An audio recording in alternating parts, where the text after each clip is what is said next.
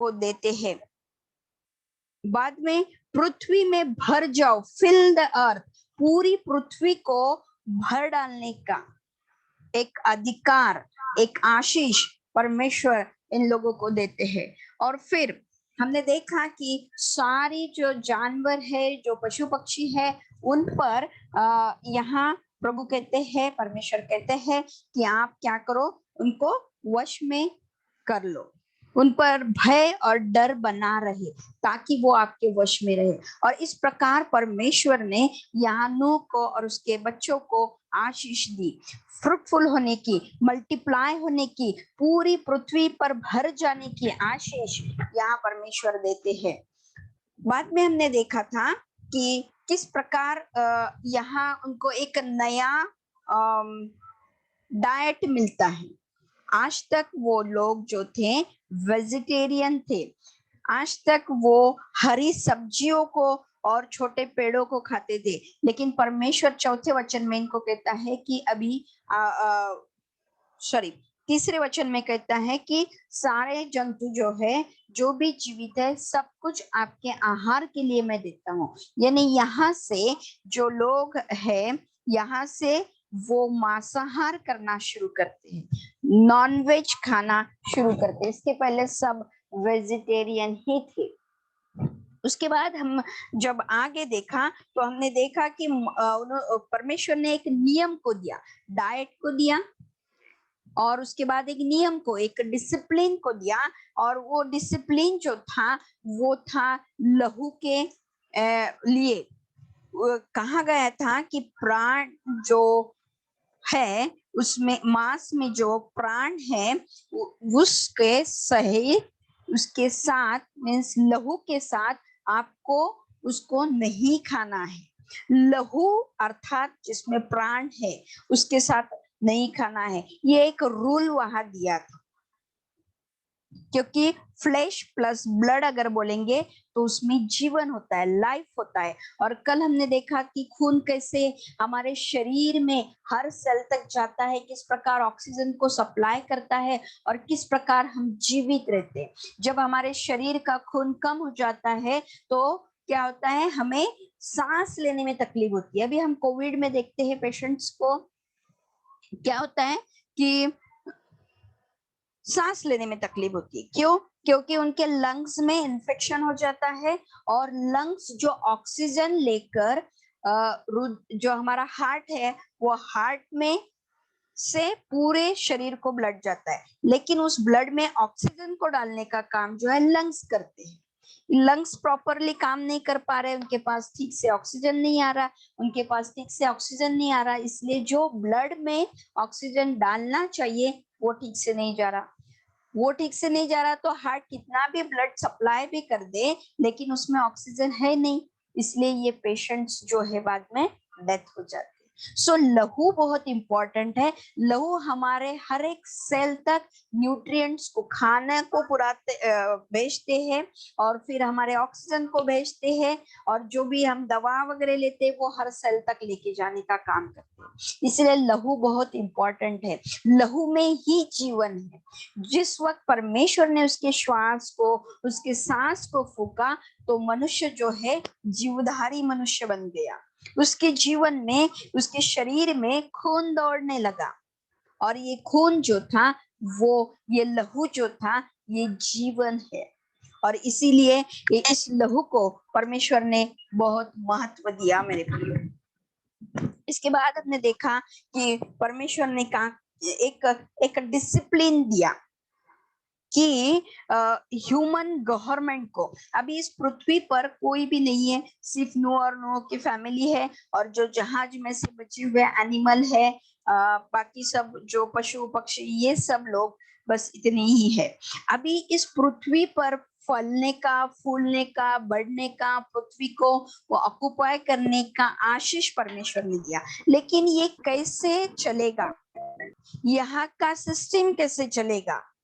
ये ह्यूमन को जो गवर्नर का काम करना है, गवर्नमेंट चलाना है, ह्यूमन गवर्नमेंट चलाना है, पृथ्वी को चलाना है, ये कैसे चलाना है, इसके लिए मेन डिसिप्लिन परमेश्वर ने दिया। और उसने कहा कि मनुष्य के प्राण का बदला मैं उसके हर एक भाई से लूंगा, भाई बंधुओं से लूंगा। और कहा था कि सब पशु जो पक्षी जो मैंने आपको दिए हैं उनके प्राण का बदला, अगर कोई किसी का खून करता है तो उसका भी लहू बहाया जाएगा। इसीलिए हम पर क्या होता है कि गवर्नर्स रखे जाते हैं, अधिकारी रखे जाते हैं। अधिकारी क्यों होते हैं? क्योंकि जो भी गलत बात हम करेंगे तो उस गलत बात के लिए ये गवर्नर्स रखे होते हैं। जैसे आप ट्रैफिक रूल्स अगर फॉलो कर रहे हैं और आपके सामने ट्रैफिक पुलिस है तो आपको कोई डर नहीं लगेगा। आपके पास हेलमेट है, आपके पास ड्राइविंग लाइसेंस है, आप जितने स्पीड से जाना है उतने ही स्पीड से जा रहे हैं तो आपको उस अधिकारी का कोई डर नहीं लगेगा। लेकिन अगर आप उस रूल को फॉलो नहीं कर रहे, आपके पास हेलमेट नहीं, आपके पास ड्राइविंग लाइसेंस नहीं, आपके गाड़ी के कागजात आपके पास नहीं, और आप जितना आपके पास स्पीड होना चाहिए उस स्पीड से ज्यादा चला रहे, स्पीड से गाड़ी को ड्राइव कर रहे हैं, और आपके सामने कोई अधिकारी आ जाता है ट्रैफिक का, ट्रैफिक पुलिस आ जाते तो आप डरने लगते हैं। क्यों? क्योंकि उनके पास कुछ तो अधिकार है ताकि इस ट्रैफिक में कोई प्रॉब्लम ना आए, ट्रैफिक में कोई एक्सीडेंट्स ना हो। इसी प्रकार इस पृथ्वी का जो भी पृथ्वी जो भी चलेगी वो किस प्रकार चलनी चाहिए, इसीलिए प्रभु ने कहा था, परमेश्वर ने कहा था कि मनुष्य का जो कोई भी मनुष्य का लहू बहाएगा तो उस मनुष्य का लहू बहाया जाएगा। एक जस्टिस, एक नियम यहाँ दिया गया था, एक डिसिप्लिन परमेश्वर ने मनुष्य को दिया था। और उसके बाद हमने देखा कि परमेश्वर ने फिर से उन्हें आशीष दी, फलो फूलो ये सब कुछ बोला। हमने पिछली बार देखा कि अदन की वाटिका में आदाम और हवा को भी इसी प्रकार आशीष दिया था। अभी वो पृथ्वी तो नष्ट हो गई जो आदाम और हवा के वक्त की थी। अभी जो पृथ्वी बची है जिसमें नूह और उसकी फैमिली बनी है, अभी इनको वो आशीष मिली है कि अब आप इस पृथ्वी को पूरा कंट्रोल में कर लो, इस पृथ्वी पर राज्य करो और सब बातों पर कंट्रोल करो। और मेरे प्रियो, इस प्रकार हमने देखा कि परमेश्वर ने कहा कि मेरा स्वरूप मनुष्य में है, और इस स्वरूप का अर्थ हमने देखा था कैरेक्टर, और मनुष्य में परमेश्वर का कैरेक्टर होने के कारण हम सबों को, हर एक मनुष्य के प्राणों की रक्षा करनी चाहिए। स्पिरिचुअली हमें उनकी रक्षा करनी चाहिए, फिजिकली भी करनी चाहिए। क्यों करनी चाहिए? क्योंकि जब तक उनके शरीर में प्राण है तब तक उनमें आत्मा रह सकता है, और ये आत्मा बहुत इंपॉर्टेंट है, और इस आत्मा को रहने के लिए ये शरीर दिया है। इसीलिए इस शरीर में जब तक प्राण है तब तक आप उस व्यक्ति के लिए, इटर्नल लाइफ के लिए, उसके अनंत काल के जीवन के लिए कुछ तो कर सकते हो।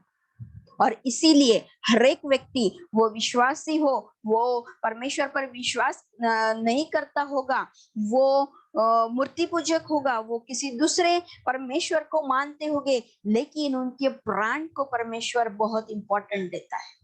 उनके प्राण होने के कारण उनके शरीर में वो आत्मा रह पा रहा है, जिस आत्मा को तुम्हें और मुझे बचाना है, जिस आत्मा को हमें परमेश्वर के साथ फिर से मिलाना है। और इसीलिए ये एक बड़ा डिसिप्लिन, ये एक बड़ा गवर्नमेंटल रूल परमेश्वर ने इस फैमिली को दिया था मेरे प्रियो। फिर हमने देखा कि किस प्रकार परमेश्वर ने वादा किया था और वाचा बांधी थी। हमारा परमेश्वर वाचा बांधने वाला परमेश्वर है, ये हमने कल देखा। और बहुत सारी वाचाएं परमेश्वर ने रखी। कुछ वाचाएं कंडीशनल होती है, कुछ अनकंडीशनल होती है। कंडीशनल मीन्स उसमें परमेश्वर कहता आप ऐसा करोगे तो मैं ऐसा करूंगा। देयर इज सम कंडीशन, स्वा कंडीशन है। जैसे आप दशमांश को देंगे, टाइथ को देंगे, तो मैं स्वर्ग की सारी आशीषें, स्वर्ग के दरवाजे खोलकर आपको आशीष दूंगा। कब? जब आप टाइथ को देंगे। That is a condition. और कुछ है अनकंडीशनल। यहाँ परमेश्वर ने ऐसा नहीं कहा कि नो, अगर तू ये ठीक से करेगा तो मैं पृथ्वी का नाश नहीं करूंगा। नहीं, परमेश्वर ने खुद होके अनकंडीशनल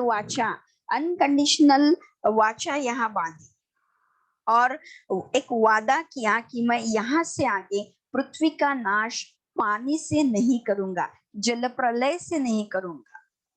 और इस वाचा के लिए, जो वाचा उसने बांधी थी, उसके लिए एक चिन्ह को दिया। कल हमने देखा कि शादी होती है तो पति पत्नी के साथ और पत्नी पति के साथ एक वादा करती है, एक वाचा बांधती है, और उसका चिन्ह वो हाथ में रिंग को पहनती है।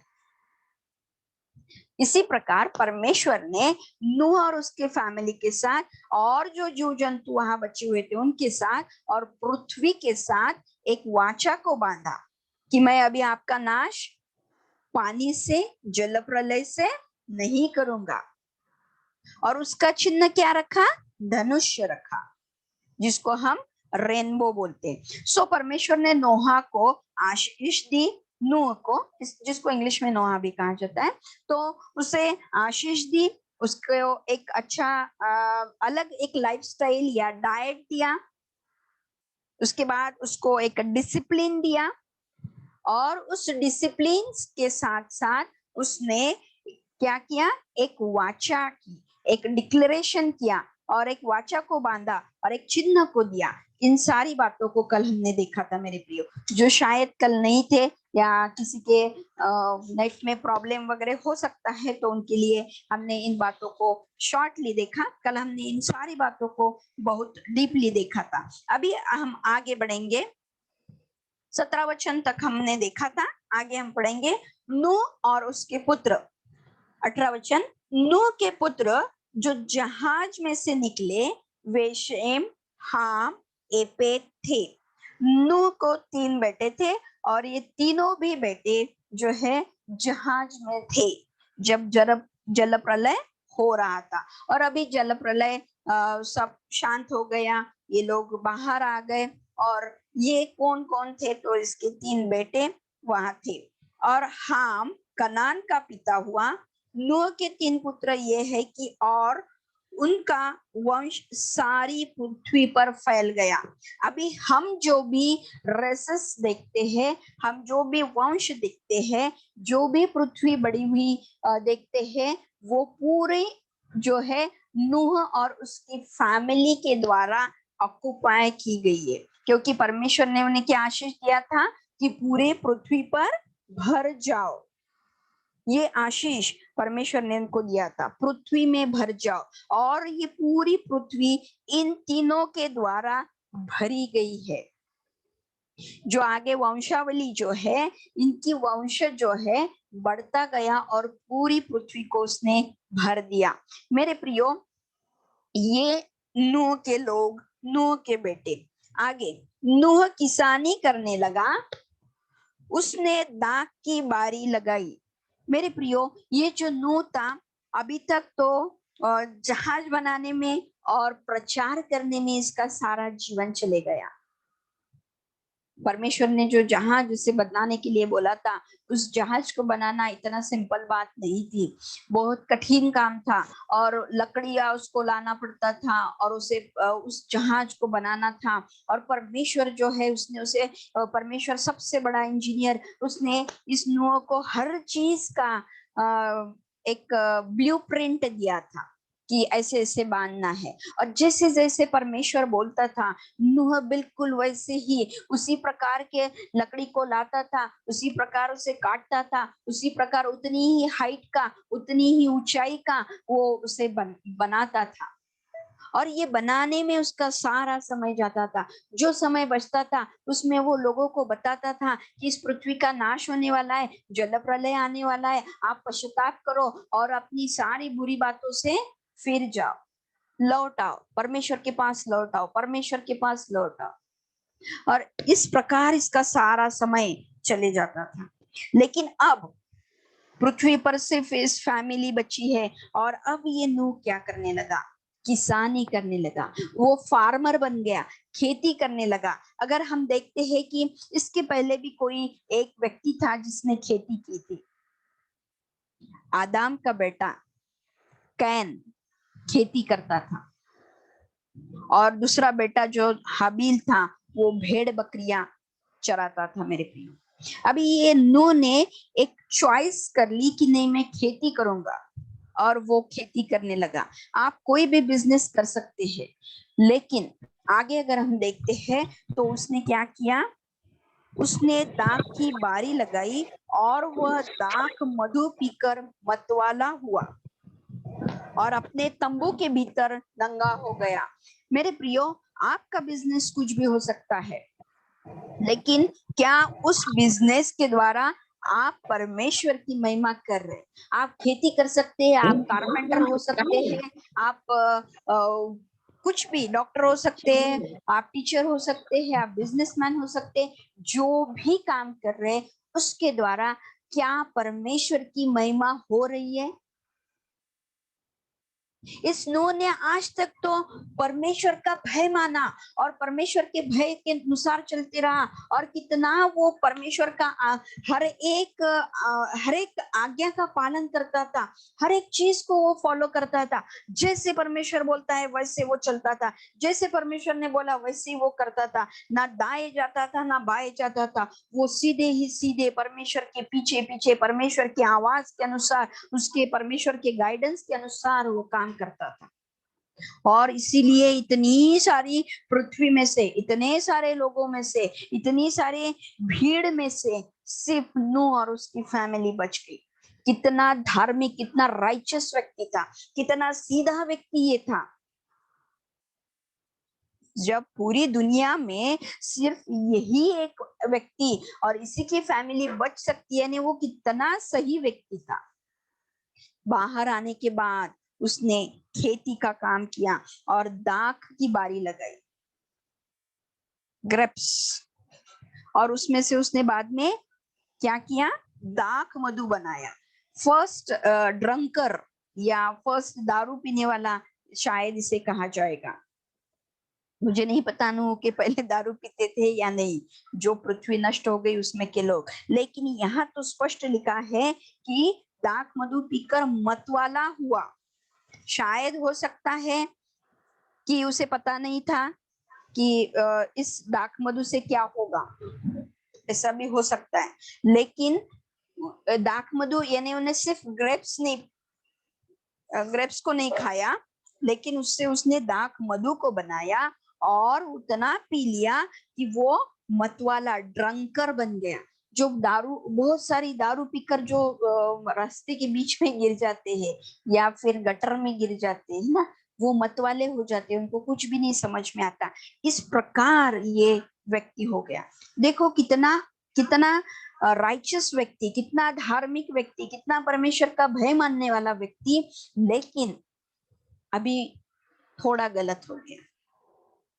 फिर आप बोलेंगे कि परमेश्वर कैसे है, इतना सारा मैंने नो बोलेगा इतना सारा मैंने अच्छा किया, इतने साल लोगों को बताते रहा और कारपेंटर की करते रहा, मेरे फैमिली को भी उसी में मैंने एंगेज करके रखा, और मेरा इतनी सी बात आप परमेश्वर आप छुपा नहीं सके, वो भी बाइबल में लिख दी। हो सकता है बाद में जब हम नूह को मिलेंगे स्वर्ग में, तो स्वर्ग में वो बोलेगा कि देखो परमेश्वर कैसे है, बोलेगा ऐसा नहीं। हमारा पवित्र शास्त्र बाइबल जो है, किसी के भी जो यानी जो गलत बात है उसको उसने छिपा के नहीं रखा, हमारे लिए उस बात को लिख कर रखा ताकि हम उस बातों में ना गिरे। मेरे, आपका बिजनेस, आपकी नौकरी कुछ भी हो सकती है, लेकिन उसमें से परमेश्वर की महिमा होनी चाहिए, उसमें से आपका राइचियसनेस ही दिखना चाहिए, उसमें से आप परमेश्वर की ही महिमा करनी चाहिए। ये दाख मधु पीने से परमेश्वर की महिमा हुई क्या? नहीं हुई। खेती करना गलत बात नहीं है, उसने कुछ गलत नहीं किया, लेकिन उसके बाद वो परमेश्वर का शायद उतना भय नहीं मान पाया। देखो जब कोविड जब नया नया था तो सब लोग घर में लॉकडाउन में थे, और क्या करते थे, पूरी फैमिली एक साथ आके भजन को पढ़ेंगे, वचन को पढ़ेंगे, प्रार्थना को करेंगे, क्योंकि परिस्थिति बहुत भयंकर थी। कोरोना नया नया था, हमने सिर्फ फॉरेन की बातों को देखा था, किस प्रकार चाइना के लोग उनको सील कर डालते हैं, कैसे उठा के लेके जाते हैं, कैसे लोग मर रहे हैं, और हम डर गए थे और परमेश्वर का भय को मान रहे थे। और सुबह उठकर प्रार्थना, दोपहर को प्रार्थना, शाम को प्रार्थना, वचन पढ़ो, बाइबल स्टडी, क्योंकि बहुत संकट था। लेकिन जब संकट थोड़ा निकल गया, लास्ट टाइम थोड़ा सा लॉकडाउन कम हो गया, केसेस कम होने लगे, तो फिर हम हमारे रूटीन में आ गए। फिर उतना परमेश्वर का भय हमारे पास नहीं था। मुझे लगता है ऐसी बातें बहुत सारे लोगों के जीवन में हो गई। लेकिन जब अभी अभी फिर से कोरोना आ गया, फिर से केसेस बढ़ने लगी, तो फिर से डर हो गया। ऐसे ही जल प्रलय आने वाला है, और नूह भी डर चुका था, इसलिए वो परमेश्वर का भय मानकर चल रहा था। लेकिन अभी उसको पता हो गया, मैं सक्सेस हो गया, इसमें इस एग्जाम में मैं पास हो गया, मैं कंप्लीटली सक्सेस हो गया, और मैं ही अकेला बच गया, मेरी ही फैमिली अकेली बच गई, आई एम द विनर। और अब एंजॉय करो।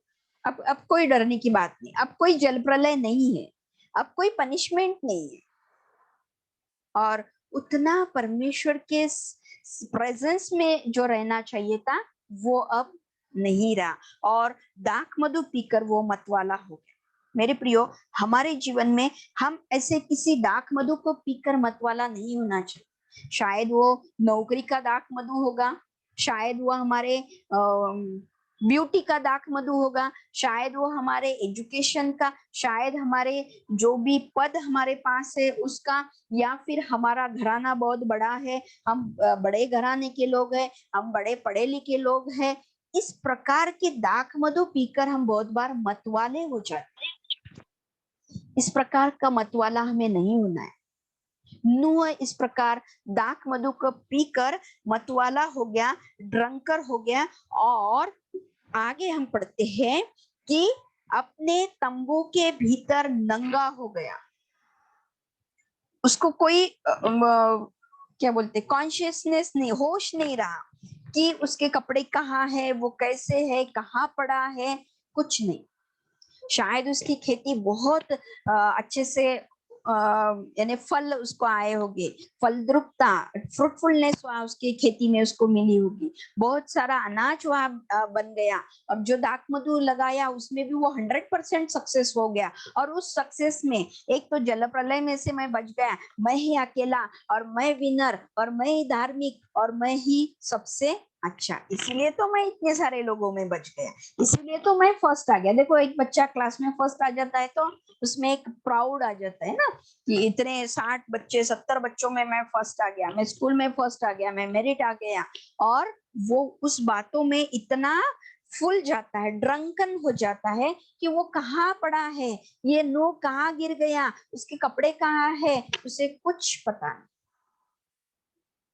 बहुत बार हम ऐसे ही किसी बातों में दाख, इस प्रकार का दाख मधु पीकर हम हमारे होश को खो देते हैं।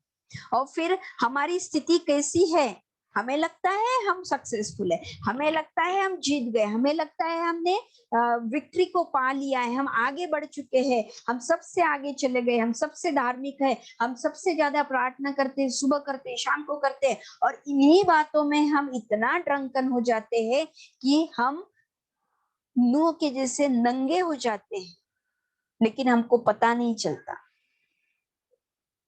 हम नूह को लगता होगा कि मैं सबसे अच्छा आदमी, सबसे धार्मिक व्यक्ति, लेकिन यहाँ वो नंगा पड़ा है, उसे कुछ होश नहीं।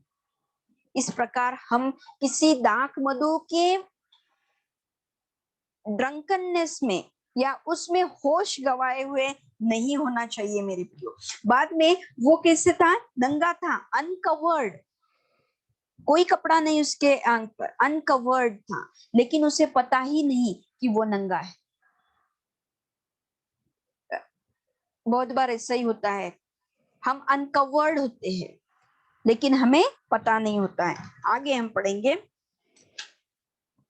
तब कनान के पिता हाम ने अपने पिता को नंगा देखा और बाहर आकर अपने दोनों भाइयों को बतला दिया। मेरे प्रियो, हाम जो था ये उसका बेटा था। हाम जो है 2 नंबर का बेटा था। पहला बेटा जो है शेम, दूसरा हाम और तीसरा एपेत था। और ये 2 नंबर के बेटे ने नहीं, शेम हाम एपेत। ओके, सो कई कहा जाता है कि एपेत जो था वो बड़ा था, लेकिन जो भी था, ये जो हाम था, ये इसने क्या किया, अपने पिता को नंगा पाया। अभी देखा जाए तो नूह शायद गलत था, उसे वो नंगा था, लेकिन वो कहाँ था, उसके तंबू के अंदर था। वो कोई रोड पे जैसे हम देखते हैं ना, कोई दारू पीने वाले से रोड पे पड़े होते, ऐसा वो रोड पे नहीं पड़ा हुआ था। वो तो कहाँ था, अपने तंबू के अंदर। हर एक का एक तंबू होता था। जैसे अभी ये मेरा घर है और मेरे घर के बेडरूम मेरे घर के अंदर में है, इसी प्रकार ये नूह उसके घर के अंदर था, लेकिन हम वहां आया, अंदर आया। हम किसी के घर में जाते हैं तो क्या करते हैं, नॉक करते हैं, है ना, दरवाजा नॉक करते हैं, बेल को बजाते हैं, तभी हम किसी के घर में एंट्री करते हैं। या फिर बस वैसे ही चले जाते हैं क्या, नहीं, हमें कुछ क्या बोलते हैं, इथिक्स को पढ़ाया जाता है ना घर में, कि किसी मैनर्स को पढ़ाया जाता है कि किसी के घर में जाना है तो पहले बेल को प्रेस करो, नॉक करो, फिर पूछो कि मैं आऊं क्या, कोई है क्या घर में, आ सकते हैं क्या, और फिर हमको घर में जाना है। अभी शायद इसने नॉक किया होगा, बेल दबाई होगी, उस वक्त तो बेल नहीं थी, है ना, तंबू था, आवाज लगाई होगी, लेकिन अंदर से अगर कोई रिस्पांस नहीं आ रहा तो भी ये उसके तंबू में, नूह के पर्सनल तंबू में, और अंदर सिर्फ तंबू में नहीं, तंबू के अंदर में, वो तंबू के दरवाजे पर भी नहीं पड़ा हुआ था, वो अंदर था, अंदर गया, ठीक है, अंदर गया। अभी नूह को तो कोई होश नहीं है, वो तो पूरा ड्रंकन है, वो तो पूरा अपनी होश खो गया है, नंगा हो चुका है, उसे कुछ पता नहीं है। इसने अपने पिता को नंगा पाया और उसके बाद उसने क्या किया, बाहर आकर अपने दोनों भाइयों को बताया। अभी क्या होता है, हम किसी की बुराइयों को या किसी के पाप को हमें पता चल जाता है, ये व्यक्ति इस पाप में है, ये व्यक्ति इस गंदी बात में है, तो हमारा काम है कि हम जाकर उसे समझाए खुद होके कि भाई ये बात गलत है, ऐसा मत करो वगैरह। परमेश्वर के सामने ये गलत बात है, ये सही बात नहीं है, आप इस बात को छोड़ दो। या फिर उस व्यक्ति के उस पाप के लिए हम परमेश्वर के पास जाकर विनती करना चाहिए कि मेरा ये भाई, मेरी ये बहन इस पाप के बंधन से बाहर निकलनी चाहिए, इसलिए हम परमेश्वर के पास प्रार्थना करनी चाहिए। लेकिन इसने क्या किया, देखा अपने पिताजी नंगे पड़े हैं, नेकेड है, और देखा तो देखा, बाहर जाकर उसके जो 2 भाई थे उन्हें कुछ भी पता नहीं, वो टोटली इस बात से अननोन है, लेकिन उनके पास जाकर वो बताता है कि मैंने पता है क्या क्या देखा, मैं गया और फिर मैंने दरवाजा नॉक किया और फिर मैंने बेल दबाई, कोई रिस्पांस नहीं आया, फिर मैं थोड़ा आगे गया, कोई नहीं दिखा, फिर मैं आगे देखा, और पता है आगे जाके मैंने क्या देखा, मैंने पिताजी को देखा। तो ठीक है, देखा तो क्या होगा, पिताजी थे। नहीं, मैंने क्या देखा वो आपको पता है क्या, वो नेकेड थे, उनका वो दारू पीकर थे और उन्हें होश भी नहीं था। ये सारी बातें बाहर आकर अपने दोनों भाइयों को, जो 2 भाई जिनको कुछ भी पता नहीं था, उनको उसने बताया, बतला दिया। कोई जरूरत नहीं थी बतलाने की, तुझे पता चल गया था, एक तो वहीं पे शांत हो जाना था, उस बात को उसने अपने ही पास रखना था, लेकिन उसने क्या किया, आगे जाके बताया। ये बात ऐसी होती है जैसे किसी के पाप को हमें क्या करना है, किसी के पास जाके नहीं बताना है। बहुत बार लेडीज लोगों में ऐसा होता है, वो दूसरे के घर जाती है और फिर बोलती है, पता है, इधर उधर की बातें करने, पता है क्या क्या हुआ, कल ऐसे हुआ, वो मैं इधर गई थी, फिर आपको पता है क्या, तो अगली व्यक्ति को कुछ भी नहीं पता होता है, सब कुछ मुझे पता है, और मैं क्या करती हूँ, उसे बताती हूँ। और फिर मैं एक के पास नहीं बताती, मैं और दूसरे के पास जाके बताती हूँ, और तीसरे के पास जाकर बताती हूँ। और इसी प्रकार इसने अपने एक भाई को ही नहीं बताया, दूसरे को भी बताया। और इस कारण उसे कुछ प्रॉब्लम, आगे हम देखते हैं कि कुछ प्रॉब्लम आते हैं। इसने क्या किया, दोनों भाइयों को बताया। तब शेम और एपेत दोनों ने कपड़ा लेकर अपने कंधों पर रखा। हाम ने जाकर जो कुछ देखा वो अपने भाइयों को बताया। और भाइयों ने क्या किया, और 4 लोगों के पास गए, अपनी बीबी के पास गए और अपने बीबियों को बताया नहीं। उन्होंने क्या किया, उन्होंने अपने कपड़ा लेकर अपने कंधों पर रखा और पीछे की ओर उल्टा चलकर अपने पिता के नंगे तन को ढाप दिया। ढापने का काम इन 2 बेटों ने किया, और खुला करने का काम, लोगों तक उस बातों को फैलाने का काम इस हाम ने किया। पिता के पाप को ढांपने का काम करना चाहिए था। दिख गया, ठीक है, दिखने के बाद उसने क्या करना चाहिए था, वही पिता के पाप को, पिता के नंगेपन को ढांप देना चाहिए था। लेकिन ऐसा नहीं किया, आपने दोनों भाइयों के पास जाकर बताया।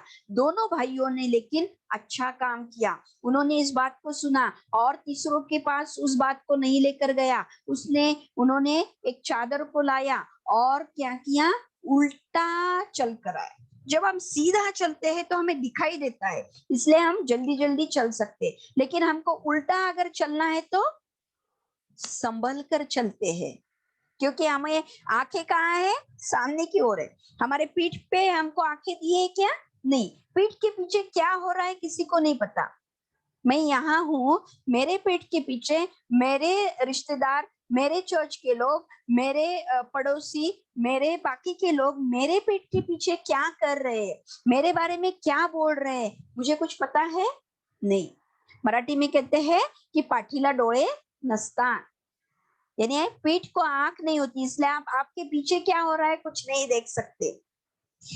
इसी प्रकार इन्होंने पीठ के उन्होंने क्या किया, कपड़ा लिया, कंधों पर रखा और पीछे की ओर उल्टा चलकर वो आए। उल्टा जब हम चलते हैं, चलकर देखिए मेरे प्रियो, संभल के चलना पड़ता है। हाँ, आपका ही घर है, आपको पता है आपके बेडरूम में बेड कहाँ है, आपके हॉल में सोफा कहाँ है, डाइनिंग टेबल कहाँ है, सब आपको पता है। फिर भी अगर आपको उल्टा चलना है तो संभल कर ही चलना पड़ेगा। और ऐसे संभल कर आकर उन्होंने अपने पिता के नंगेपन पर चादर डाली। जब आप किसी के पाप को जान लेते हैं तो उसे खुला नहीं करना है, उसे ढांपना है। और ढांपने के लिए आपको संभल कर चलना है, उसके पाप को देखकर ढांपना नहीं है, उसके पाप को अनदेखा करना है और उसे ढांपना है। इन 2 भाइयों ने ऐसा ही किया, उल्टा चलकर पिता के नंगापन को देखा नहीं, लेकिन क्या किया, नंगेपन को ढांप दिया। और इस अच्छे काम के कारण उन्हें आशीष मिलती है मेरे प्रियो। हम एक वचन को निकालेंगे, नीति वचन, इसका 17 अध्याय और उसका 9 वचन, अगर किसी को मिलता है तो आप पढ़ सकते हैं।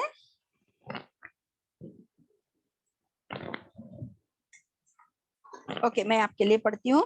नीति वचन 17 अध्याय और उसका 9 वचन, 17 का 9।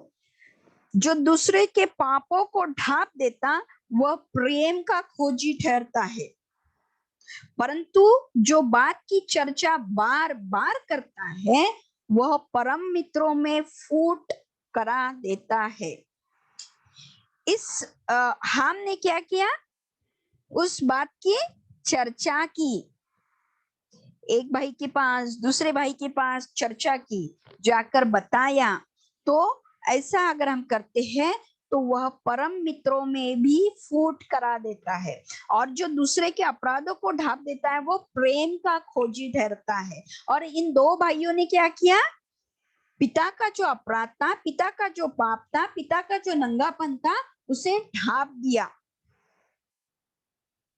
और ये ढांपना जो है उनके लिए एक आशीष को लेके आया। मेरे प्रियो, आगे जब हम पढ़ेंगे तो हमें दिखाई देगा। आइए हम आगे चलेंगे, हमारे पास समय कम है।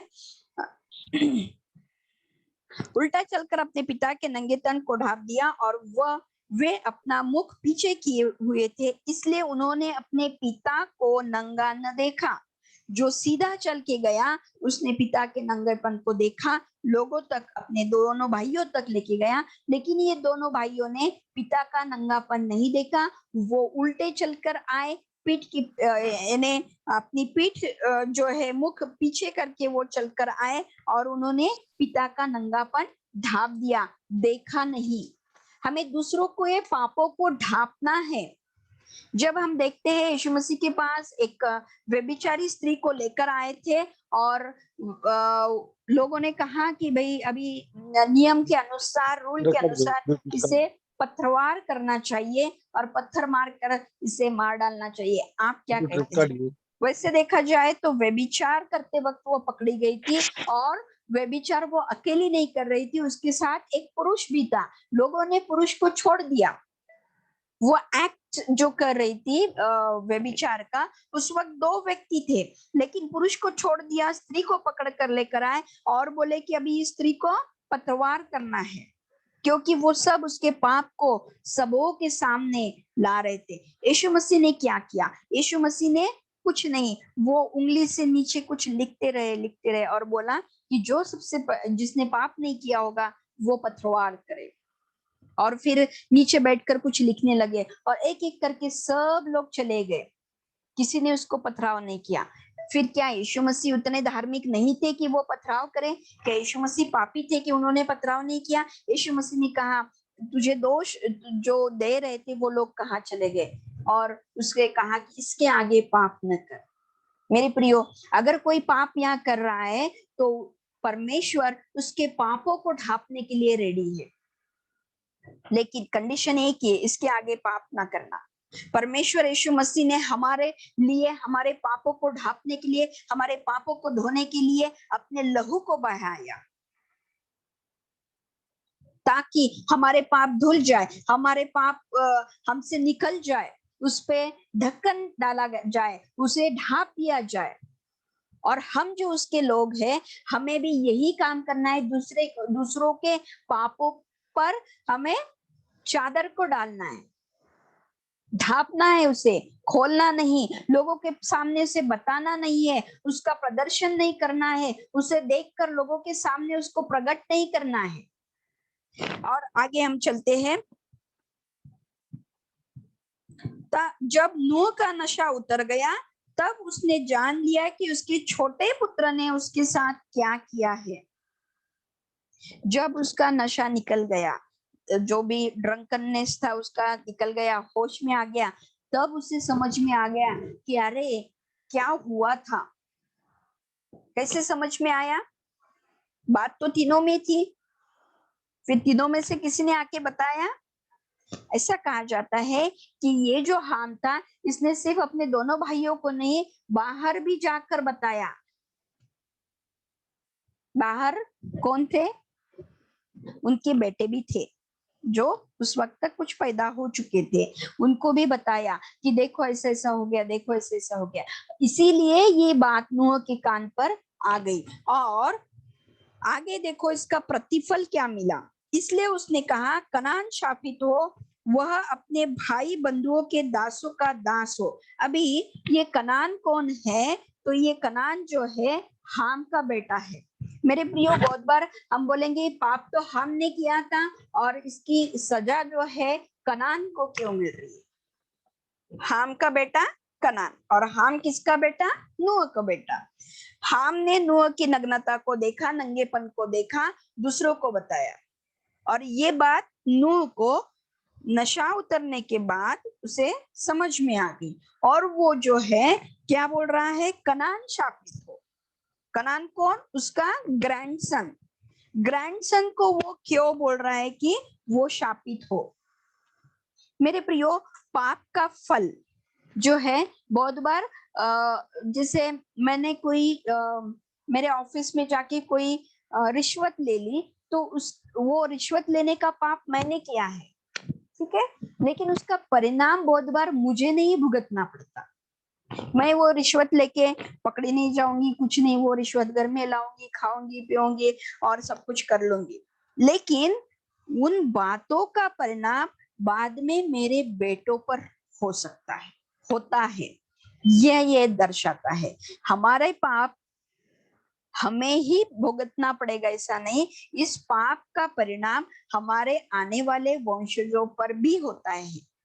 जिस प्रकार जिस प्रकार नूह ने अच्छा काम किया, परमेश्वर के वचन को फॉलो किया, नियम को फॉलो किया, और उसका परिणाम यह हुआ कि उसकी पूरी फैमिली बची गई, और पूरी फैमिली के द्वारा पूरी पृथ्वी आज भर चुकी है। पूरी पृथ्वी पर हम जो लोग हैं, हम इन 3 बेटों के ही द्वारा आए हैं। कितनी बड़ी आशीष नूह के आज्ञा पालन के कारण हुई। लेकिन उसी प्रकार इस हाम के पाप के कारण उसका बच्चा कनान जो है, उस पर कुछ शाप आ गए। इसीलिए हम बहुत बार देखते हैं कि हमारे फैमिली में कुछ शाप होते हैं। हम बोलते हैं हमने तो मूर्ति पूजा नहीं की थी, हम कहते हैं हमने तो किसी को भला बुरा बोला नहीं, हम कहते हैं कि ये तो हमने किया नहीं, लेकिन ये पीढ़ी पीढ़ियों से आए हुए शाप होते हैं। क्योंकि हमारे जो पूर्वज होते हैं, उन्होंने खून किया होता है, उन्होंने मूर्ति पूजा की होती है, उन्होंने मूर्ति के सामने किसी बलि को दिया होता है, उन्होंने कुछ गलत बातों को किया होता है, उन्होंने पहले किसी पे रेप किया होता है, किसी बच्चियों को मार डाला होता है, या खून खराबे की होती है, झगड़ा किया होता है, किसी का पैसा लूट लिया होता है, और उन सारी बातों का परिणाम हम जो उनके वंशज है, हम जो उनके घराने में आते, हम पर आते हैं। कभी हम शाप के बारे में कभी समय मिलेगा तो इस बातों पर भी स्टडी अगर पास्टर साहब अलाउ करते हैं तो हो जाएगी, कि किस प्रकार शाप हमारे जीवन में आते हैं और शाप को हम किस प्रकार दूर कर सकते हैं। तो यहाँ ये बताना है कि कनान शापित हो गया, और उसे क्या शाप मिला? वह अपने भाई बंधुओं के दासों का दास, दासों का भी दास बन जाते। दास को क्या करना पड़ता है? दास को कोई फैसिलिटीज नहीं होती। दास यानी आजकल के गवर्नमेंट सर्वेंट नहीं। अगर गवर्नमेंट सर्वेंट बोलेंगे तो उनको तो बहुत सारी फैसिलिटीज होते हैं। गवर्नमेंट सर्वेंट तो बोलते हैं हम गवर्नमेंट के दामाद है, वो नहीं।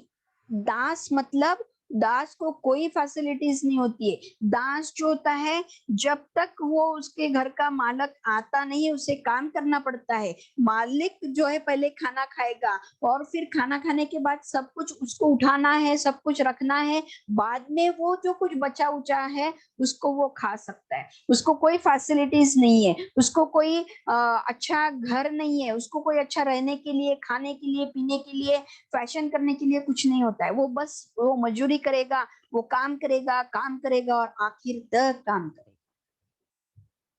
दास। और इस कनान को दास बनाया गया। कोई लोग कहते हैं कि ऐसा कहा जाता है कि हाम जो है, हाम शब्द का अर्थ हार्ड या ब्लैक होता है। जो अफ्रीकन है वो ये हाम के द्वारा ये वंश बना, ऐसे कहा जाता है। और फिर जो हाम के बाद जो शेम है, उसके वंशज जो है वो अरेबियन और जूस जो है वो कहे जाते हैं। फिर जो एपेथ है, एपेथ के द्वारा यूरोपियन लोग पैदा हुए या वो वंश चला, ऐसा कहा जाता है। अभी हमें इसमें इतना जाने की जरूरत नहीं है, क्योंकि जो यूरोपियंस है वो रूलर्स कहलाए जाते हैं। और हम देखते हैं कि कुछ दिन यूरोपियन लोगों को कोई भी संस्कृति नहीं थी, या क्या कहते, वो कोई भी ऐसे पोजीशन में नहीं थे। लेकिन बाद में हम देखते हैं कि पूरे वर्ल्ड पर इन यूरोपियन लोगों ने क्या किया? राज्य किया। लेकिन मेरे प्रियो, मुझे यहाँ ये कहना है कि ये दास हो गया। क्यों दास हो गया? क्योंकि उसके पिता ने उसके दादाजी का पाप जो है वो देखा, सिर्फ देखा नहीं, लोगों तक बताया, उसे ढापा नहीं। अगर इस बातों से हमें यही सीख मिलेगी कि अगर हम किसी के पापों को एक्सपोज करते हैं, उसके पापों के बारे में बोलते हैं, गॉसिपिंग करते हैं, उसने गॉसिपिंग की, क्या बोलेंगे गॉसिपिंग को ना, चुगली, चुगली, इधर उधर जाके चुगली करेंगे, बताएंगे, तो वो हमें जो है इस प्रकार से हम शापित हो सकते हैं। और ये सारी बातें हो गई, परमेश्वर ने ये बातें वैसी की वैसी क्यों लिखी? क्योंकि ये जो बातें हमारे लिए लिखी गई है, ताकि हम ऐसी बातें ना करें। नूह अगर देखा जाए तो उसके जैसा धार्मिक व्यक्ति कोई नहीं था, धर्मी व्यक्ति कोई नहीं था, उसके जैसा सीधे चाल चलन वाला व्यक्ति कोई नहीं था, उसके जैसे परमेश्वर का भय मानने वाला कोई नहीं था, फिर भी उसके हाथ से पाप हो गया। क्योंकि हम सोचते हैं कि परमेश्वर ने पृथ्वी का नाश पानी से कर दिया तो सब पाप निकल गया। नहीं, पाप जो है मनुष्य के हृदय में होता है। जो जेनेसिस के 9 अध्याय के पहले की जो हमने स्टडी की है, उसमें हमने देखा है कि परमेश्वर कहता है कि जो मनुष्य के मन में जो हमेशा गलत विचार आते हैं, और इसीलिए फ्लड से तो पृथ्वी पर का बाकी सब नष्ट हो गया, लेकिन जो पाप था वो पाप अभी भी अंदर था, और इसीलिए परमेश्वर ने उन्हें मांस खाने के लिए बोला था। तो मांस खाने से पाप निकल जाता है क्या? नहीं नहीं, ऐसा नहीं होता है। पाप खाने से मांस खाने से पाप नहीं निकल जाता है। जो हम देखेंगे कि देखो, जब ये कैन और हाबिल थे, कैन खेती करने वाला था, हाबिल भेड़ बकरियां चराने वाला था। उसने क्या किया? होम बलि को किया, भेड़ को, बकरी को परमेश्वर के सामने अर्पण किया था, और परमेश्वर को वो जो गिफ्ट उसने दिया था वो पसंद आ गया था। परमेश्वर को लहू और मांस, इसको परमेश्वर महत्व देता है। बाद में हम देखते हैं कि जब नूह भी बाहर आ गया तो उसने भी होम बलि को अर्पण किया था, और उसका सुगंध, उसका स्मेल, उसकी अच्छी स्मेल परमेश्वर को आ गई, और परमेश्वर आनंदित हो गया, और बाद में परमेश्वर ने नूह को आशीष दिया। होम बलि वहां दिया गया था। होम बलि जो है, जिसमें मांस और लहू होता है, उससे परमेश्वर आनंदित होता है। क्यों परमेश्वर आनंदित होता है? जब आदम और हवा ने पाप किया, उस वक्त भी एक बलि दिया गया था, एक जानवर को काटा गया था, उसका लहू वहां था, और उसके कपड़े परमेश्वर ने आदम और हवा को दिए थे, चर्म वस्त्र, चमड़े के वस्त्र दिए थे। वहां भी एक एनिमल काटा गया। फिर हाबिल ने भी एनिमल को काटा, फिर नूह ने भी होम बलि को दिया, उसने भी एनिमल्स को काटा, और ये इस लहू को देखकर परमेश्वर आनंदित हो जाता है, क्योंकि ये लहू है जिसमें जीवन है। ये लहू जो है यीशु मसीह के उस बलिदान को दर्शाता था, और जब जब परमेश्वर उस लहू को देखते थे, वो देखते थे कि मेरा बेटा प्रभु यीशु मसीह लोगों के पापों के लिए इस प्रकार बलिदान होगा, और तब मैं इन लोगों को फिर से अपने पास ले लूंगा। उस बलिदान के द्वारा यीशु मसीह को दर्शाया जाता था, और इसलिए और जब जब वो होमार्पण हो जाता था, बलि दिया जाता था, परमेश्वर का क्रोध शांत हो जाता था। फ्लड आ गया, सब मर गए, सब डूब गए, सब नाश हो गया, इसलिए परमेश्वर का क्रोध शांत नहीं हुआ। उस होम बलि को देखकर परमेश्वर आनंदित हुआ, और जब परमेश्वर आनंदित हुआ, उसने नूह को आशीष दिया। मेरे प्रियो,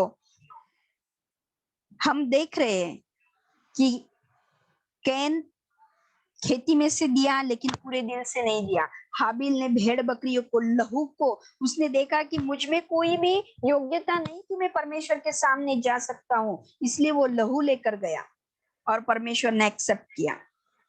नूह ने भी पहली बार वहां बलि को दिया, होम बलि को दिया। जब हम 8वें अध्याय के 20 वचन वगैरह में पढ़ते हैं, तो उसने होम बलि चढ़ाया, और उस सुखदायक सुगंध को पाकर परमेश्वर आनंदित हो जाते हैं। जब कभी हम परमेश्वर के सामने बलि को लेके आते हैं, तो परमेश्वर खुश हो जाते हैं। मेरे प्रियो, इसीलिए हम कितने भी अच्छे हो सकते हैं, हम कितने भी धार्मिक हो सकते हैं, लेकिन यीशु मसीह के लहू के बिना हम परमेश्वर के पास नहीं जा सकते। उसके लहू के द्वारा ही हमारा स्वीकार होता है। प्रभु यीशु मसीह ने अपना लहू दिया और वो लहू देने वाला था। उसके बाद लहू तो उस वक्त भी दिया जाता था, होम बलि किया जाती थी, लेकिन वो मांस को नहीं खाने की वहां कोई आज्ञा नहीं थी। लेकिन जब हम बाद में देखते हैं मूसा के समय में, जब उन्हें कहा जाता है कि आपको एनिमल को काटना है, उस लहू को अपने दरवाजे पर लगाना है और उस मांस को खड़े खड़े भूंज के खाना है। ये सब यीशु मसीह के बलिदान को दर्शाता है और ये परमेश्वर को देना था बाद में, इसीलिए वो यहाँ मांस खाने की आज्ञा या मांस खाने की परमिशन देते हैं, क्योंकि आगे चल के ये होम बलि होने वाले थे, उसके लिए कुछ नियम आने वाले थे, उस मांस को खाना चाहिए था। पुराने नियम के लोगों ने उस एनिमल के मांस को खाया, हम लोग किस मांस को खाते? एनिमल के मांस को हम खाते जरूर है, लेकिन हम प्रभु भोज को लेते हैं। प्रभु भोज में हम जिस रोटी को खाते हैं वो क्या दर्शाती है? वो यीशु मसीह का देह, उसका शरीर, उसका मांस दर्शाती है। जो दाख मधु हम पीते हैं, दाख रस जो पीते हैं, वो यीशु मसीह का लहू को रिप्रेजेंट करती है। और ये सब बातें होने वाली थी, इसीलिए यहाँ पर परमेश्वर ने उन्हें नॉनवेज खाने के लिए भी कहा था। मेरे प्रियो, मुझे ये बताना है कि पाप को हमें ढांपना है, पाप, किसी के पाप को खुला नहीं करना है। यीशु मसीह ने हमारे अगर पापों को वो खुला कर दे, आज इस जूम मीटिंग में हम जो जितने भी पार्टिसिपेंट 26 लोग, 40 लोग जितने भी होंगे, हर एक के पाप को अगर परमेश्वर यहाँ खोलने जाएगा तो हमें हम मुंह नहीं दिखा पाएंगे। लेकिन परमेश्वर ने हम सब के पापों पर क्या किया है? ढाप दिया है। हमारे पाप को उसने भुला दिया है, हमारे पाप को उसने क्षमा कर दिया है, हमारे पाप को माफ कर दिया है, उसकी कीमत को दे दिया है। हमें भी लोगों के पापों को ढांपना है। इसका मतलब ये नहीं कि मेरे घर में बच्चों ने गलती की तो मैं मेरे हस्बैंड से इस गलती को छुपा के रखूं, नहीं, इसका मतलब ये नहीं होता है। इसका मतलब ये होता है कि जो भी पाप, गलती अलग है, पाप अलग है। पाप जो है वो हम यीशु मसीह के पास उस व्यक्ति को लेकर जाए और उससे बोले कि तेरा पाप, तेरी जो अपराध है, गुनाह है, वो यीशु मसीह के सामने कबूल कर और उसके लहू के द्वारा अपने आप को शुद्ध और पवित्र कर। ये अध्याय नूह और उसके पुत्र के जो पोर्शन है वो हमें ये बताता है मेरे। और ये दो बेटों को आशीष मिली, और उनको आशीष क्या मिली? शेम का परमेश्वर यहोवा धन्य है और कनान शेम का दास है। पहले 25 वचन में भी उसको दास बनाया गया कनान को, और फिर 26 में भी कनान को दास बोला, और अगर 27 वचन पढ़ेंगे तो उसमें भी कनान को दास बोला।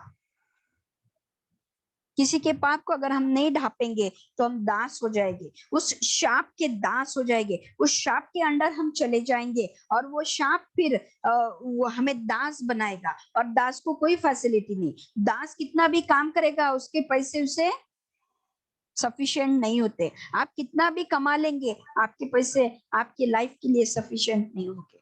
हर बार आपको पैसे की कमी पड़ेगी, हर बार आपको नया कुछ तो करना पड़ेगा। और ये होता है दास। लेकिन जिन्होंने आशीष पाई, परमेश्वर, शेम का परमेश्वर यहोवा धन्य है।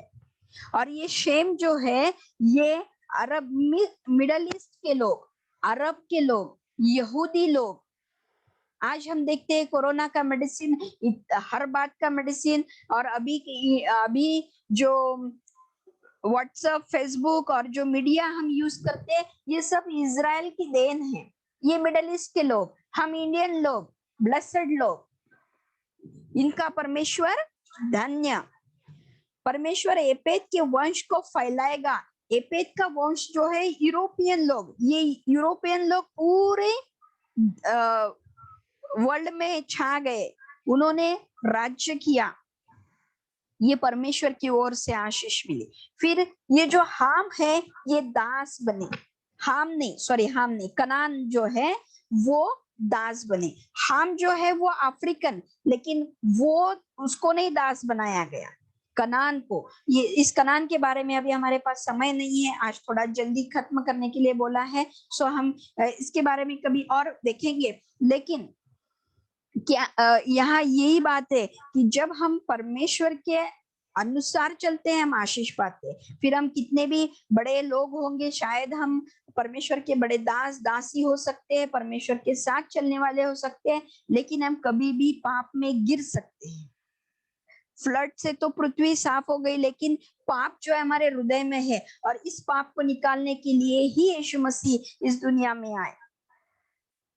उनके लहू ही के द्वारा, पानी के द्वारा पाप दूर नहीं होता, लेकिन लहू के द्वारा पाप दूर होता है। और इसीलिए यीशु मसीह हमारे लिए जगत का मेमना बनकर आए और वो बलिदान हुए। मेरे प्रिय, हमें किसी का जो भी पाप है उसको कवर्ड करना है, अनकवर्ड नहीं करना है, उसे खुला नहीं करना है, उसे ढाप देना है।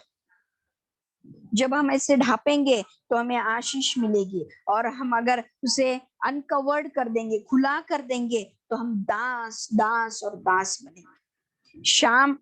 हम यहाँ देखते हैं कि किसने पाप को खुला किया? हाम ने, लेकिन शापित कौन हो गया? उसके बेटे। अगर आज हम ऐसा कोई पाप कर रहे हैं जिससे हमारे आगे आने वाली पीढ़ी शापित हो सकती है, तो हमारे जीवन का कोई फायदा नहीं। हमारे द्वारा हमारे आगे आने वाली पीढ़ी जिसको हमने नहीं देखा, शायद हमारे बच्चों को देखा, उनके बच्चों के बच्चों को नहीं देखा, और उनके बच्चों को हमने नहीं देखा, लेकिन हम उन्हें अभी से आशीषित कर सकते हैं। वो आशीषित उन्हें करना है या शापित करना है, हमारे हाथ में है। नूह और नूह के बेटे आज इस वचन के द्वारा हमें सिखा रहे। परमेश्वर ने इस वचन को हमारे लिए इसीलिए रखा है। आइए मेरे प्रियो, इस वचन को हम यहीं पे खत्म करते हैं, और परमेश्वर आपको इस वचन के द्वारा, इस स्टडी के द्वारा आशीष दे। और मुझे विश्वास है कि परमेश्वर ने आपसे इसके द्वारा आशीष दी है। आगे का समय मैं पास्टर नेमे जी के हाथ में देना चाहूंगी।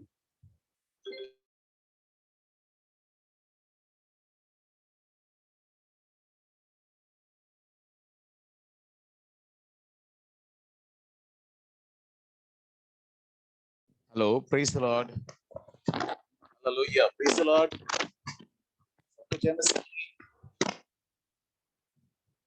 हालेलुया। क्या आपको नवा अध्याय समझ में आया? सबको, सभी अपनी वीडियो ऑन कर सकते हैं। इस वक्त समय है एक दूसरे से बात करने का।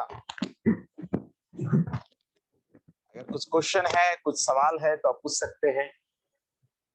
हालेलुया। समझ में आया सभी को नवा अध्याय? कृपया अपने वीडियोस को ऑन करें, वीडियोस को ऑन करें। बहुत ही सुंदर, बहुत ही अच्छे से समझे। आमीन, आमीन, हालेलुया। प्रभु का धन्यवाद। आमीन। स्मृति बेटा समझ में आया? ओके, ओके, चलिए चलिए, प्रभु का धन्यवाद। राज समझ में आया? राज, very good, very good, very good. Hallelujah. So प्रियो, इंपॉर्टेंट चैप्टर है ये, और सबसे महत्वपूर्ण बात है कि हम दूसरे के पापों को ढांपे, गलतियों को नहीं, पापों को। हालेलुया। गलती बच्चों से होती है, बाप का काम है कि उस गलती को दिखाना, नहीं तो नहीं। बेटा कुछ कर रहा है तो उसको माँ क्या करती है? छिपाती है, और बेटा निकलता है बाद में मवाली। हमें ऐसा नहीं करना है ना। पाप और गलतियों में फर्क है। बाप जो होता है, चाहे वो आपका पास्टर हो, चाहे वो आपका मेंटर हो, चाहे वो आपका फादर हो, चाहे वो आपका गाइड हो, वो आपको डांट सकता है, आपको आपकी गलतियों को दिखा सकता है। हालेलुया। सो प्रियो, हमें इस फर्क को, इस डिफरेंस को हमें समझने की जरूरत है। हालेलुया। और आपको समझ में आया होगा कि हम सब शाकाहारी थे। और शाकाहारी ही प्रभु ने हमको बनाया था। पाप नहीं होता तो हम शाकाहारी होते। और जो अब फिर से जो सृष्टि आने वाली है, जिस सृष्टि में हमको फिर से उत्पत्ति में प्रभु वापस लेके जाने वाला है ना, पहले और दूसरे अध्याय में प्रभु वापस लेके जाने वाला है। और जब वो प्रभु हमको वापस लेके जाएगा तो वहां पर हम क्या करेंगे?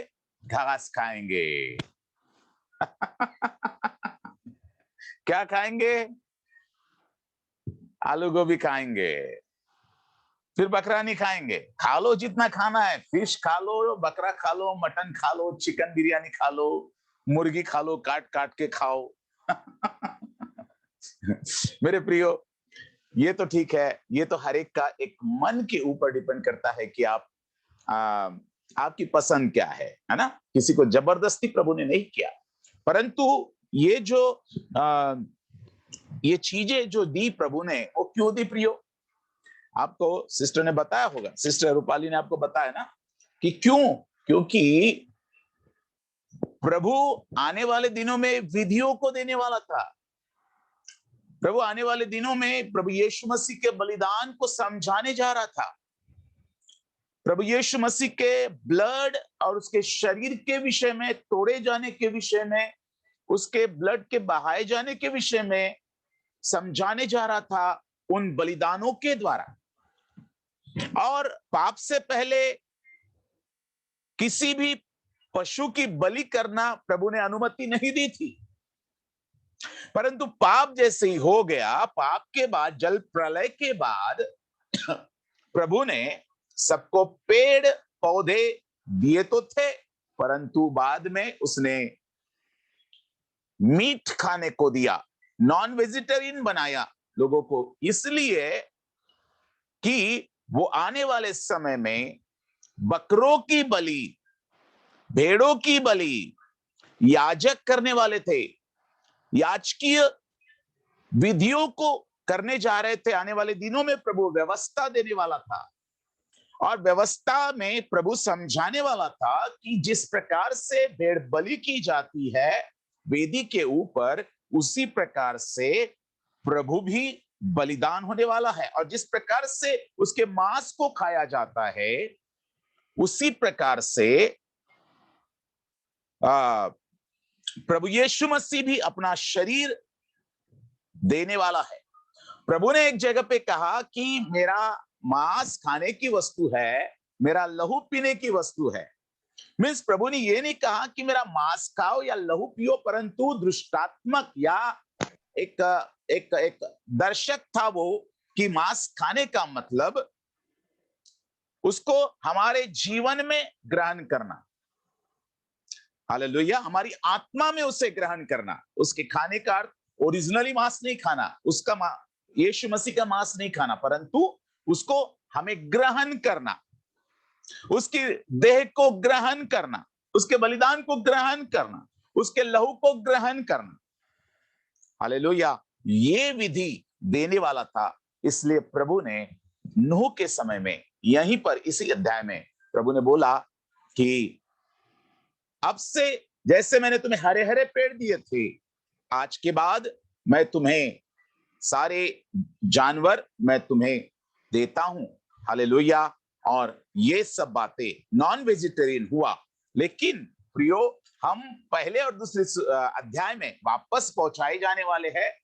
जब प्रभु यीशु आ जाएगा, 1000 साल का राज्य होगा, वहां पर लिखा हुआ है तब क्या होगा, तब फिर से एक बार ओरिजिनल सृष्टि में हम प्रवेश करेंगे, और वहां पर मनुष्य और पशु भी वेजिटेरियन होंगे। वहां पर बलि की आवश्यकता नहीं पड़ेगी, वहां पर लहू बहाने की आवश्यकता नहीं पड़ेगी। हालेलुया। और वहां पर आपको मटन खाने की इच्छा भी या फिर आपको ललक नहीं होगी। क्योंकि प्रभु अपने वचनों से आपको तृप्त करेगा। प्रभु की उपस्थिति से आप तृप्त हो जाओगे, और प्रभु की उपस्थिति के द्वारा आपको किसी बात की भरपूरी होगी वहां पर, और आपको किसी बात की यानी खाना ही चाहिए करके ऐसी इच्छा नहीं होगी। 12 प्रकार के फल होंगे वहां पर, सोचिए, और एक ही पेड़ में 12 प्रकार के फल होंगे।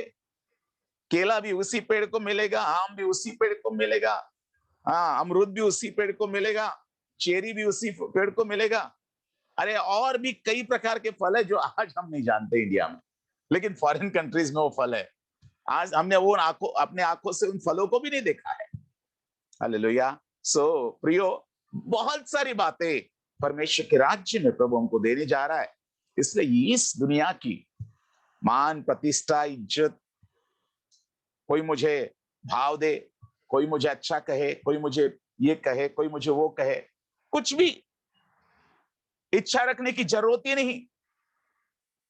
जी हाँ, बहुत सारी बातें ये सिखा रही हमें कि आने वाले समय में जो हमें मिलने वाला है उस राज्य में, हालेलुया, इस शरीर के बाहर जब हम पहुंचेंगे, वो राज्य में जब मिलेगा, वो राज्य अद्भुत राज्य होगा और वहां पे मृत्यु नहीं होगी। हालेलुया। और उस राज्य के बारे में लिखा है यशायाह 65 और उसके 25वें वचन में, यशायाह 65 और उसके 25वें वचन में ऐसा लिखा है, उनके पुकारने से पहले ही, 24 वचन, उनके पुकारने से पहले ही मैं उनको उत्तर दूंगा और उनके मांगते ही मैं उनको सुन लूंगा। भेड़िया और मेमना, 25 वचन, भेड़िया और मेमना एक संग चरा करेंगे और सिंह बैल के समान भूसा खाएगा।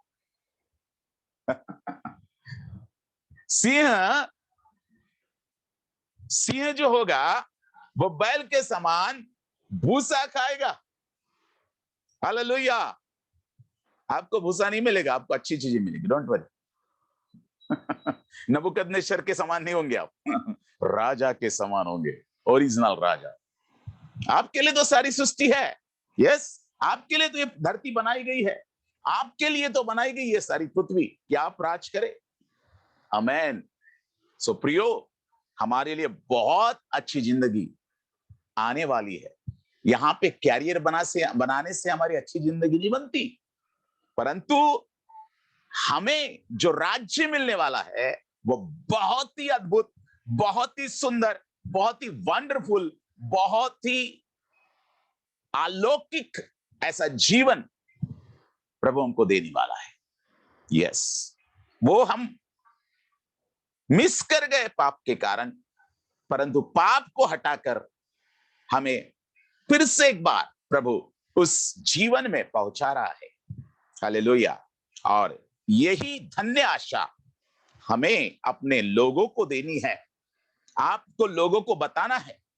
एक धन्य आशा प्रभु आपको देने जा रहा है, वो जीवन जो आपने कभी भी अनुभव नहीं किया, वो अलौकिक जीवन आपको मिलने वाला है। इसलिए आप अपने रिश्तेदारों को बताइए, इसलिए आप अपने लोगों को बताइए। इसलिए प्रियो, हम गुरुवार की मीटिंग को रखे, क्यों रखे हैं?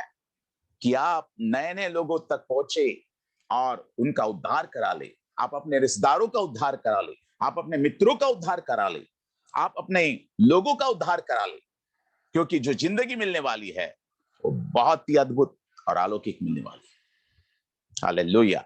और इसलिए प्रियो, आप सभी एनर्जाइज हो जाइए, अपने आप को उत्साहित कीजिए। इस दुनिया का दुख और क्लेश उस जिंदगी के सामने कुछ भी नहीं, कुछ भी नहीं। चाहे सर कटाना पड़े, चाहे मार डाला जाए हमें यीशु मसीह के नाम के कारण, उसकी गवाही के कारण, चाहे हमारा कुछ भी किया जाए, क्योंकि आने वाले दिन ऐसे ही है। मैं आपको बताने जा रहा हूं, कल मैं कुछ बातों को बताऊंगा। हालेलुया। कल के संडे के चर्च में शाम को 7 बजे से 9 बजे तक जो समय होगा, उसमें कुछ बातों को बताऊंगा। प्रियो, बहुत भयानक दिन आने वाले हैं, लेकिन प्रभु कहता है ढाढ़स बांधो, क्योंकि मैंने संसार को जीत लिया है। ढाढ़स बांधो, मैंने संसार को जीत लिया है। संसार को जीतने वाला मेरा यीशु है। और संसार पर विजय होने वाला कौन है? केवल वह जिसका यह विश्वास है यीशु परमेश्वर का पुत्र है। हालेलुया। सो प्रियो, ढाढ़स बांधी, वो जिंदगी, वो अद्भुत बातें आने वाली। सो ये 9वें अध्याय में प्रियो आपने इन सारी बातों को देखा। प्रभु का धन्यवाद और प्रभु की महिमा हो प्रियो इस अध्याय के लिए। और ये बहुत ही बेसिक बातें है यहाँ पर, और उन बातों को हम आने वाले दिनों में देखने वाले हैं। 10वें अध्याय में आप वंशावली की स्टडी करने वाले। अगले वीक में आप वंशावली की स्टडी करेंगे, किस प्रकार से यूरोपियन कंट्रीज आई, किस प्रकार से साउथ अफ्रीका और ब्लैक पीपल आए, किस प्रकार से हम लोग आए। ये सारी बातों की स्टडी 10वें अध्याय में होगी। हालेलुया। सो प्रियो, प्रभु आपको आशीष दे। आज शीतल है हमारे बीच में, उसने मैसेज भेजा था कि उनका बर्थडे है। कृपया आप, अच्छा मेरे ख्याल से लाइट नहीं है आपके यहाँ पर, थोड़ा बात कर सकते हैं आप। उनका बर्थडे है और उन्होंने रिक्वेस्ट भेजा था कि मेरे लिए प्रार्थना किया जाए। शीतल को कौन जानते हैं? सिस्टर शिफाली आप जानते हैं? सिस्टर शिफाली जी? नहीं, मैं नहीं जानती। नहीं, मैं जानती हूँ। अच्छा, मैं जानती पहली बार आए सोनल शीतल? सोनल। आप पहली बार आए हैं? जरा माइक हाँ। ओपन कीजिए आपका। हाँ सर। अच्छा, पहली बार आए हैं आप? ओके हाँ। ओके। किसने आपको लाया यहाँ पर? सोनल। अच्छा, सोनल ने लाया है। ओके ओके, शीतल हम आपके लिए प्रार्थना करते हैं। सोनल ने लाया हुआ है। Okay okay okay. सो हम प्रार्थना करेंगे इस वक्त शीतल के लिए।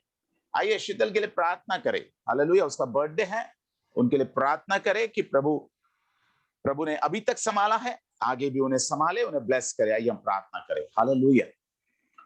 पवित्र सर्वशक्तिमान परमेश्वर पिता, प्रभु आपके चरणों में हम आते हैं इस वक्त। प्रभु जी आपकी महिमा स्तुति और प्रशंसा करते हैं इस वक्त। परमेश्वर पिता, प्रभु आपके चरणों में मैं आता हूं बहन शीतल के लिए। प्रभु जी प्यारे परमेश्वर पिता, प्रभु आज तक आपने इस बेटी की रक्षा की, संभाला परमेश्वर पिता। और प्रभु जी आपने आशीष दी, प्रभु जी आपने सुरक्षित रखा, भला चंगा रखा प्रभु जी। और इतने साल प्रभु जी बेटी की आपने अगुवाई की प्रभु जी। मैं प्रार्थना करता हूं पिता परमेश्वर, शीतल को ब्लेस कीजिएगा और आने वाला नया साल एक नई ब्लेसिंग्स, नई आशीषों को और नई प्यारे प्रभु जी बातों को और एक नए उत्साह को, जो आत्मिक उत्साह को परमेश्वर आप रिलीज कीजिएगा। आपकी शांति, आपका आनंद, आपकी सामर्थ और परमेश्वर आपकी सहभागिता और आपके वचन के भेद प्रभु इस बेटी पर प्रकट कीजिएगा। और प्रभु उसकी सारी जरूरतों को पूरी कीजिएगा प्रभु। प्यारे प्रभु उसकी सारी कमी घटियों को दूर कीजिएगा प्रभु। हम प्रार्थना करते हैं यीशु मसीह के नाम से। हम शीतल को ब्लेस करते हैं। वो हमेशा प्रोटेक्टेड रहे प्रभु। आपका लहू से ढापे रखे, आपकी अग्नि में बाड़ा उसको ढापे रखे प्रभु जी। मैं प्रार्थना करता हूं पिता। प्रभु धन्यवाद करता हूं सारी बातों के लिए। धन्यवाद प्रभु जी, आपने ये समय में सारी महिमा आपको दी। यीशु मसीह के नाम से मांगता हूं, आमीन आमीन आमीन। हालेलुया। पास्टर इमैनुअल जी है क्या? पास्टर इमैनुअल जी है कि लेफ्ट हो गए हैं? पास्टर इमैनुअल जी है उनका वो पास्टर लीव कर गए।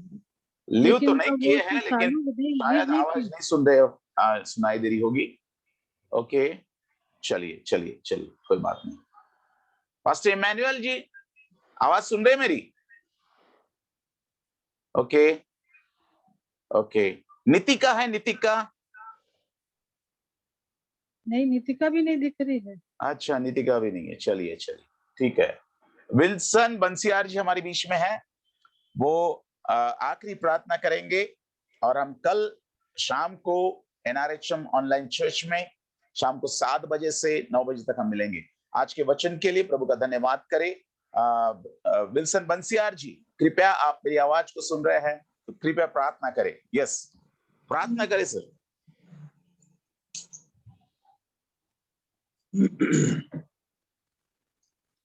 सर्वशक्तिमान पिता, धन्यवाद देते हैं दयालु पिता प्रभु परमेश्वर। Thank you Jesus. स्वर्ग और पृथ्वी के सृजनहार दयालु पिता प्रभु परमेश्वर, हम मनुष्यों को आपने बनाया दयालु पिता प्रभु परमेश्वर। पिता आपकी योजना तो हमेशा हम मनुष्यों पर बनी रहती है दयालु पिता प्रभु परमेश्वर। आपने हमें आज के वचन के द्वारा बताया दयालु पिता कि नूह के समय में प्रभु परमेश्वर किस रीति से प्रभु नूह के जीवन में जैसा वो दीन था, नम्र था, और बाद में प्रभु परमेश्वर वो किस तरह आपसे दूर हो गया। प्रभु परमेश्वर आपके पर प्रभु परमेश्वर पिता, आप अपनी वाचाओं को प्रभु परमेश्वर अपनी योजनाओं को उनके माध्यम से पूरा करने पर थे दयालु Yes. पिता। Thank you, इस Lord. बात को आपने प्रकट किया दयालु पिता। Thank you, Prabhu Jesus. परमेश्वर पिता, हम जानते हैं दयालु पिता कि आपने जो वचन हमें दिया है दयालु पिता, जो वाचाएं बांधी है दयालु पिता, प्रभु परमेश्वर वो हमारे उद्धार के लिए और हमारे प्रभु परमेश्वर हमारे जीवन के लिए एक बहुमूल्य है दयालु पिता, जिसके माध्यम से दयालु पिता प्रभु परमेश्वर हम आपके उस स्वर्गीय राज के प्रभु एक नागरिक बनते हैं दयालु पिता। प्रभु होने दे दयालु पिता, इन बातों को हम जानने समझने पाए कि हम इन स्वर्गीय राज्यों को के बारे में प्रभु परमेश्वर और भी अधिकाई से हम जानने और समझने पाए प्रभु परमेश्वर की इस मिनिस्ट्री के द्वारा और भाई के द्वारा आपके राज्य के बारे में जो बातें हमें बताई जाती हैं दयालु पिता, उस पर हम ध्यान दें दयालु पिता, क्योंकि हम ये जानते हैं कि जब तक इस स्वर्ग के आपके स्वर्गीय राज्य के बारे में जो बातें हैं, जब तक पूरे संसार में इसका प्रचार ना हो जाए, तब तक दयालु पिता आपका उसके बाद ही आप आएंगे दयालु पिता। Amen. प्रभु परमेश्वर होने दे कि हम सबों को इन सारी बातों को जानने और समझने का Yes. याव दे दयालु पिता, कि हम इन स्वर्गीय बातों के स्वर्ग के राज के बातों को हम जानने समझने पाए दयालु पिता। Yes, Lord. प्रभु परमेश्वर इसके नियम और जो कुछ भी आपने हमें रोज हमें सिखाते हैं दयालु पिता, इन सारी बातों को हम निरंतर ध्यान करते रहें दयालु पिता, और जो भी हमें चाहिए दयालु पिता स्वर्गीय राज का अधिकार है, उसके इन सारी बातों को जो प्रिविलेजेस हैं, इन सारी बातों को हम अधिकार से प्रतिदिन हम जानने समझने पाए दयालु पिता, कि जिसके माध्यम से प्रभु परमेश्वर हम अपने आप को हमारे जीवनों के द्वारा प्रभु परमेश्वर उस स्वर्गीय राज्य को हम स्थापित करने पाए दयालु परमेश्वर। हम में से जितने भी लोग यहाँ उपस्थित हैं और जितने भी लोग इस जूम के माध्यम से जुड़े हुए हैं दयालु पिता, प्रभु परमेश्वर इनके जीवन हम सभी के जीवन के द्वारा दयालु पिता आप अपनी योजनाओं को जो आपके स्वर्गीय राज्य की है उसे हम पूरा करने पाए दयालु पिता। प्यारे पिता, अब तक हम धार्मिक बातों में थे, पर आपने धर्म स्थापित करने इस संसार में नहीं, पर आपके राज्य को स्थापित करने हम इस संसार में आए दयालु पिता। इस गहरी भेद भरी बातों को हम आप इस एनआरएचएम मिनिस्ट्री के माध्यम से दयालु पिता आपके भाई के और इन दासों के द्वारा दयालु पिता हम बातों को जानने समझने पाते हैं दयालु पिता, जो अद्भुत है, जो हमारे जीवन के उद्धार के लिए दयालु पिता आपने हमें प्रदान किया है प्रभु परमेश्वर। और निरंतर इस मिनिस्ट्री के द्वारा सभी भाई बहनों के द्वारा दयालु पिता हम एक दूसरे को उठाने पाते हैं, एक दूसरे को प्रोत्साहित करते हैं दयालु पिता। उनके व्यक्तिगत जीवनों में जो कमियां घटियां हैं दयालु पिता, हम प्रार्थना के द्वारा हम एक दूसरे को उठाते हैं, और शैतान और हर प्रकार के बंधने जो हम पर शैतान लाता है दयालु पिता, हम उससे हमें अधिकार आपने दिया है कि हम उन बंधनों को हम खोलने पाते हैं प्रभु परमेश्वर। इस अधिकार में हम और अधिकार से काम करने पाए दयालु पिता, और उन सारी बातों को, क्योंकि आपने अपने वचन में कहा है जो कुछ तुम पृथ्वी में बांधोगे वो स्वर्ग में बंधेगा, और जो हम यहाँ पर खोलेंगे वो स्वर्ग में खुलेगा प्रभु परमेश्वर। इस बड़ी कुंजी को हम जानने समझने पाए दयालु पिता, क्योंकि आपने कहा है कि सकरा है वो मार्ग जो जीवन को पहुंचाता है, और पिता चौड़ा है मार्ग जिसमें अधिक से अधिक लोग उसमें जाते हैं दयालु पिता। प्रभु परमेश्वर इन आपके राज्य की जो बातें हैं, जो प्रभु यीशु मसीह के द्वारा हमें जानकारी मिली है प्रभु परमेश्वर, जिसके माध्यम से हम उन बातों को जानने और समझने पाते हैं दयालु पिता, उसे और भी अधिकार से हम जाने समझने पाए। प्रभु परमेश्वर पिता, हम अपने परिवारों के हर प्रकार के हमारी जो चिंताएं हैं, हम अपने परिवारों में अपने सारी बातों के जो भी समस्या हैं, जितने भी हमारे पार्टिसिपेंट्स हैं, चाहे किसी भी समस्या से घिरे हों, किसी भी परेशानी से घिरे हों, दयालु पिता, हम प्रभु यीशु मसीह के उस सामर्थी नाम से प्रभु उन सारी समस्याओं को दूर करने का आह्वान करते हैं दयालु पिता। हम प्रभु परमेश्वर इस बात को रिलीज करते हैं दयालु पिता, जो सारी आपकी शांति सबों के जीवन में, पर्सनल लाइफ में पाई जाए दयालु पिता। प्रभु परमेश्वर पिता कि हम निरंतर उठते बैठते प्रभु परमेश्वर आपकी शांति को और आपके वचन की भरपूरी को हम निरंतर उठते बैठते हम इसे हम जानने और समझने पाए दयालु पिता। प्रभु परमेश्वर आगे के जीवनों में, आगे के समय, कल की आराधना के लिए प्रभु हम जब लिया जाएगा दयालु पिता, उस पे हम होने दे कि अधिक से अधिक लोग उपस्थित होने पाए, शामिल होने पाए दयालु पिता। प्रभु परमेश्वर उस बहन के लिए हम फिर से प्रार्थना करते हैं जिनका आज बर्थडे है दयालु पिता, जिन्हें आपने एक नया दिन वर्ष देखने को दिया है। उनके जीवन में प्रभु परमेश्वर आप अपनी योजना को और प्रभु परमेश्वर अधिकार से उनके जीवन को आप अपने राज्य के लिए उपयोग में लाएं। प्रभु परमेश्वर हर एक बातें मिलकर दयालु पिता हम भलाई को उत्पन्न करें दयालु पिता, कि हम जब हम प्रभु परमेश्वर कुछ भी करें दयालु पिता, सब मिल करके आपके नाम की महिमा करने पाए दयालु पिता। प्रभु परमेश्वर और इस जीवन में प्रभु परमेश्वर हमारा कार्य इस प्रकार से हो कि हम अंधकार की शक्तियों को, अंधकार की ताकतों को, अधिकार के सामर्थ को कुचलने वाले बन जाएं प्रभु परमेश्वर, और हम इस प्रभु ज्योति के संतान के रूप में कार्य करें, और प्रभु परमेश्वर पिता हम आपके महिमा के लिए उपयोग करने पाए।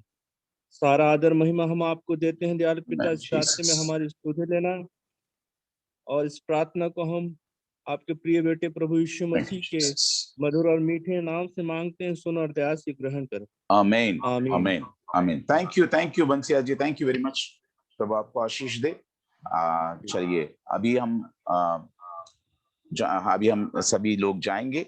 आइए हम आखिरी हम प्रार्थना करें। अब से हमारे पिता परमेश्वर का प्रेम, प्रभु यीशु मसीह का अनुग्रह और पवित्र आत्मा की सामर्थ और सहभागिता हम में से हर एक के साथ प्रभु यीशु मसीह के दूसरे आगमन तक निरंतर बनी रहे। सब लोग कहे आमीन आमीन। ओके, सो प्रभु आपको आशीष दे। आमीन।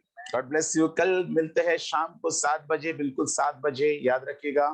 कल शाम को 7 बजे हम ऑनलाइन चर्च में मिलेंगे, NRH ऑनलाइन चर्च में शाम को 7 बजे। Okay, so God bless you. Okay, bye bye. सभी को जय मसीह की। आमीन। जय मसीह की बेटा, जय मसीह की। God bless you. Bye bye.